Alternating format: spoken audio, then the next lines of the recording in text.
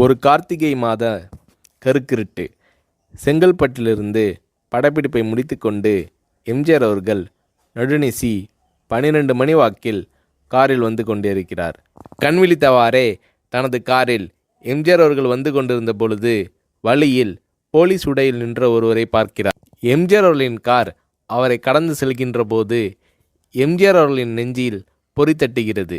ஆள் நடமாட்டமே இல்லாத இந்த அர்த்த ராத்திரியில் அந்த போலீஸ்காரர் பஸ்ஸுக்காக காத்து நிற்கிறார் என்பதை எம்ஜிஆர் அவர்கள் புரிந்து கொள்கிறார். உடனே தனது டிரைவரிடம் காரை நிறுத்த சொல்கிறார் எம்ஜிஆர். கார் பின்னோக்கி வருகிறது. போலீஸ்காரரின் அருகில் காரை நிறுத்தி கதவை திறந்து ஏறுங்கள், எங்கே போக வேண்டும் என்கிறார் எம்ஜிஆர். பரவாயில்லை, நான் பஸ்ஸிலே வந்து விடுகிறேன் என்கிறார் அந்த போலீஸ்காரர். நேரமாகிவிட்டது, இனி இந்த ரூட்டில் பஸ் கிடையாது, ஏறிக்கொள்ளுங்கள் என்று எம்ஜிஆர் அவர்கள் வலுக்கட்டாயம் செய்ய போலீஸ்காரர் வேண்டா வெறுப்பாக ஏறுகிறார். காரின் உள்ளே லைட் போட்டு சாப்பிட்டீங்களா என்று கேட்டுக்கொண்டே தனது சீட்டுக்கு பின்னால் இருந்த பிஸ்கெட் பழங்களை எடுத்து கொடுக்கிறார் எம்ஜிஆர். இப்படி ஓசியில் பயணம் செய்வதே எனக்கு உடன்பாடில்லை. இன்னும் நீங்கள் உண்ண சொல்லி வேறு என்னை இழிவுபடுத்தாதீர்கள் என்று போலீஸ்காரர் மறுக்கிறார். எம்ஜிஆர் அவர்கள் பூரிக்கிறார். இருப்பவனிலிருந்து இல்லாதவன் வரை படித்து பதவியில் இருக்கும் எத்தனையோ பேர் எனக்கு அது வேண்டும் இது வேண்டும் என்று எம்ஜிஆர் அவர்களிடம் வேண்டியதை பெற்று செல்கிறார்கள். ஆனால் சாதாரண பொறுப்பில் இருக்கும் இந்த போலீஸ்காரரின் நேர்மை எம்ஜிஆர் அவர்களை மெய்சிலிர்க்க வைத்துவிட்டது. எம்ஜிஆர் அவர்களின் கார் கத தூரத்தில் வந்து கொண்டிருந்தாலும் காரின் நிறத்தையும் ஒளியையும் மனம் கமலும் ஓடிக்கான் வாசனையையும் வைத்து இது எம்ஜிஆர் அவர்களின் கார் என்றும் கார் சென்ற தடத்தை தொட்டு வணங்குகின்ற அளவுக்கு புகழுடன் திகழ்ந்த நேரம் அது. அரை மணி நேரம் கார் சென்று கொண்டிருக்கிறது. ஆனால் அதுவரை எம்ஜிஆர் அவர்களை பற்றி பெரிதாக போற்றி புகழ்ந்து பேசாமல் அந்த போலீஸ்காரர் வந்ததே புரட்சித் தலைவர் எம்ஜிஆர் அவர்களுக்கு அந்த போலீஸ்காரர் மீது மரியாதையை கூடுதலாக்கியது. நான் தான் எம்ஜிஆர் என்கிறார் எம்ஜிஆர். கேள்விப்பட்டிருக்கிறேன் என்கிறார் அந்த போலீஸ்காரர். பொன்மனச்செம்மல் எம்ஜிஆர் அவர்களின் முகத்தில் கோபம் இல்லை, பதிலுக்கு பொன்முறுவல் மலர்கிறது. என் படங்களை பார்த்து இருக்கிறீர்களா என்று கேட்கிறார் எம்ஜிஆர். நான் சினிமாவே பார்ப்பதில்லை என்கிறார் அந்த போலீஸ்காரர். புரட்சித் தலைவர் எம்ஜிஆர் அவர்கள் இன்னும் பிரமிக்கிறார். இப்போது கார் சத்தத்தை தவிர ஒரே நிசப்தம்.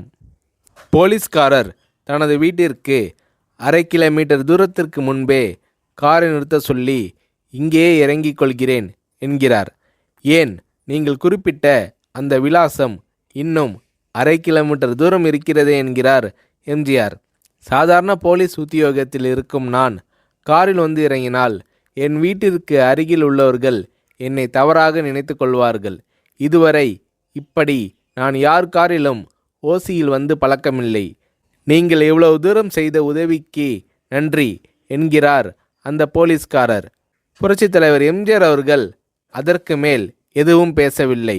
அவர் எந்த போலீஸ் ஸ்டேஷனில் பணிபுரிகிறார் என்பதை மட்டும் கேட்டு தெரிந்து கொண்டு கிளம்புகிறார்.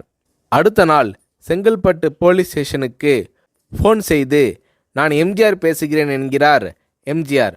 ஃபோனை எடுத்த டிஎஸ்பி உதறலோடும் உற்சாகத்தோடும் தலைவரே வணக்கம் என்கிறார்.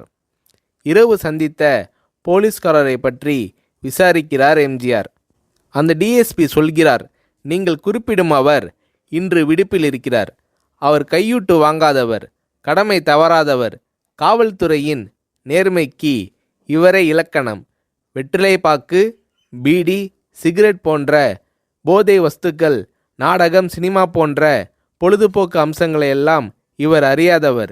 கல்யாண வயதில் உள்ள 3 பெண்களையும் கரை சேர்க்க முடியாமல் கஷ்டத்தில் இருக்கிறார் என்கின்ற விபரம் டிஎஸ்பியால் எம்ஜிஆர் அவர்களுக்கு சொல்லப்படுகிறது.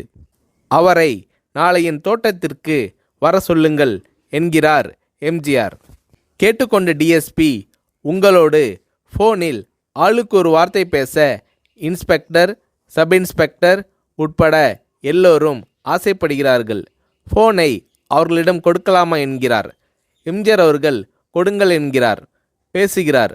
அந்த போலீஸ் ஸ்டேஷனே புண்ணியம் பெற்றதாக மகிழ்ச்சி அடைகிறார்கள் அந்த போலீஸ்காரர்கள். மறுநாள் அந்த போலீஸ்காரர் ராமவரம் தோட்டத்திற்கு அழைத்து வரப்படுகிறார். அவரிடம் பேப்பரில் மடித்த பெரிய பணக்கட்டை கொடுத்து, இதை வைத்து உங்கள் பெண்களின் கல்யாணத்தை நடத்துங்கள் என்கிறார் எம்ஜிஆர். போலீஸ்காரர் மறுக்கிறார். நான் ஏதாவது உங்களிடம் காரியமாற்ற சொல்லி அதற்காக கொடுத்தால் அது தவறு. என்னால் ஆக வேண்டியது உங்களுக்கும், உங்களால் ஆக வேண்டியது எனக்கும் எதுவும் இல்லை. நான் உங்கள் கூட பிறந்த ஒரு சகோதரனாக நினைத்து கொடுக்கிறேன், பெற்றுக்கொள்ளுங்கள் என்று சொன்ன பிறகு கேட்டும் கூட கிள்ளி கொடுக்காத கனவான்கள் வாழும் இந்த உலகில் ரோட்டில் நின்றவனை அழைத்து சென்று அள்ளி கொடுத்த எம்ஜிஆர் அவர்களின் கருணையில் நெகிழ்ந்து போய் பெற்றுக்கொள்கிறார் அந்த போலீஸ்காரர். பிறகு ஒரு தேதியில் புரட்சித் தலைவர் எம்ஜிஆர் அவர்களே சென்று அந்த போலீஸ்காரரின் 3 பெண்களின் திருமணத்தையும் நடத்தி வைத்து வாழ்த்தி இருக்கிறார்.